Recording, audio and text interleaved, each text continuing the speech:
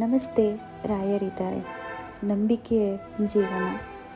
ನಾವು ಏನಾದರೂ ಒಂದು ಕೆಲಸ ಮಾಡಬೇಕಾದ್ರೆ, ನಮ್ಮ ಜೀವನ ನಾವು ರೂಪಿಸ್ಕೋಬೇಕಾದ್ರೆ, ನಮ್ಮ ಕೈಲಿ ಏನೂ ಆಗಲ್ಲಪ್ಪ ಇನ್ನು ಮುಗೀತು ಅಂತ ಅಂದ್ಕೊಂಡಾಗ ರಾಯರು ಯಾವುದಾದ್ರೂ ಒಂದು ರೂಪದಲ್ಲಿ ನಮಗೆ ದಾರಿನ ಕೊಡ್ತಾರೆ. ಯಾರಾದರೂ ನಮಗೆ ಒಳ್ಳೆಯದನ್ನು ಬಯಸೋರು ನಮ್ಮ ಹಿಂದೆ ಒಂದು ಕಾವಲಾಗಿ ಇರ್ತಾರೆ.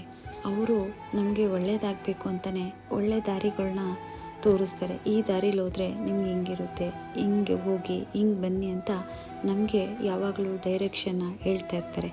ನಾವು ಅವ್ರು ಹೇಳ್ದಂತೆ ನಾವು ಆ ಡೈರೆಕ್ಷನಲ್ಲಿ ಹೋದರೆ ನಿಜವಾಗ್ಲೂ ನಮಗೆ ಯಶಸ್ಸು ಅನ್ನೋದು ನಮಗೆ ಸಿಗುತ್ತೆ, ಒಳ್ಳೆಯದಾಗುತ್ತೆ.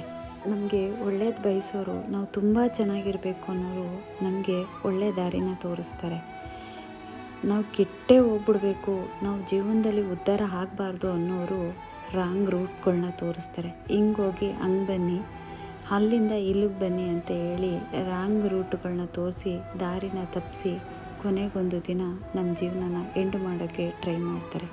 ಹಾಗಾಗಿ ಯಾರಾದರೂ ನಮ್ಮ ಬೆನ್ನಿಂದೆ ನಿಂತ್ಕೊಂಡು ನಮಗೆ ಒಳ್ಳೆಯದನ್ನು ಹೇಳ್ತಾರೆ, ನೀವು ಆ ಜಾಗಕ್ಕೆ ಹೋಗಬೇಡಿ, ಆ ಜಾಗದಲ್ಲಿ ಹೋದರೆ ನೀವು ಕೆಳಗಡೆ ಬೀಳ್ತೀರಾ ಅಂತ ನಮಗೆ ಮುಂಚಿತವಾಗಲೇ ಹೇಳಿರ್ತಾರೆ ಅಂದರೆ ನಾವು ಅದನ್ನು ಅರ್ಥ ಮಾಡ್ಕೋಬೇಕು.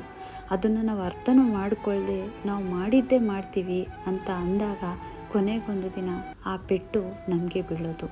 ನಮ್ಮ ಹಿಂದೆ ಯಾರು ಒಳ್ಳೆಯದನ್ನು ಬಯಸ್ತಾರೆ, ಒಳ್ಳೆಯದನ್ನು ಮಾಡ್ತಾರೆ, ಒಳ್ಳೆಯದನ್ನು ಹೇಳ್ತಾರೆ, ಅಂಥವ್ರ ಮಾತನ್ನ ನಾವು ಕೇಳಿದರೆ ಖಂಡಿತ ನಮ್ಮ ಜೀವನದಲ್ಲಿ ನಾವು ಉದ್ಧಾರ ಆಗ್ತೀವಿ, ಚೆನ್ನಾಗಿರ್ತೀವಿ. ಯಾಕಪ್ಪ ಈ ಮಾತನ್ನ ಹೇಳ್ತೀನಿ ಅಂದರೆ, ಕೆಲವ್ರಿಗೆ ನಾವು ಹೇಳೋ ಸತ್ಯ ಅವ್ರಿಗೆ ಒಂಥರ ಕೋಪ ಬರುತ್ತೆ. ಅವರ ಸ್ವಾರ್ಥಕ್ಕೋಸ್ಕರ ಸುಳ್ಳು ಹೇಳ್ಕೊಂಡು ಜೀವನ ಮಾಡ್ತಾರೆ ನೋಡಿ, ಅಂಥವ್ರ ಮಾತು ಸಿಹಿಯಾಗಿರುತ್ತೆ, ಸತ್ಯ ಹೇಳೋರ ಮಾತು ಕಹಿಯಾಗಿರುತ್ತೆ. ಹಾಗಾಗಿ ನಾವು ಯಾರಿಗೇ ಆಗ್ಬೋದು, ಎಷ್ಟು ಹೇಳಬೇಕು ಅಷ್ಟನ್ನು ಮಾತ್ರ ಹೇಳಬೇಕು. ತುಂಬ ನಾವು ಹೇಳಕ್ಕೆ ಹೋದರೆ ಏನಾಗ್ಬಿಡುತ್ತೆ, ಅವರ ದೃಷ್ಟಿಯಲ್ಲಿ ನಾವು ಕೆಟ್ಟವರಾಗ್ಬಿಡ್ತೀವಿ. ಹಾಗಾಗಿ ನಾವು ಒಳ್ಳೆ ರೀತಿಲಿ ಎಷ್ಟು ಹೇಳಬೇಕು ಅಷ್ಟು ಹೇಳಬೇಕು. ಅವರು ನಮ್ಮ ಮಾತು ಕೇಳಲಿಲ್ಲ ಅಂದಾಗ ನಾವೇನು ಮಾಡಬೇಕು, ಬಿಟ್ಬಿಡ್ಬೇಕು. ಮುಂದೊಂದು ದಿನ ನಾವು ಹೇಳ್ದಂಥ ಮಾತುಗಳು ಅವ್ರಿಗೆ ನೆನಪು ಬರುತ್ತೆ. ಯಾಕೆಂದರೆ ಚೆನ್ನಾಗಿದ್ದಾಗ ಅವ್ರಿಗೆ ನಾವು ಹೇಳೋ ಮಾತು ಕಿವಿಗೆ ಹೋಗಲ್ಲ. ಅವ್ರ ಲೈಫಲ್ಲಿ ಸ್ವಲ್ಪ ನೋವಾದಾಗ ನಾವು ನೆನಪಾಗ್ತೀವಿ.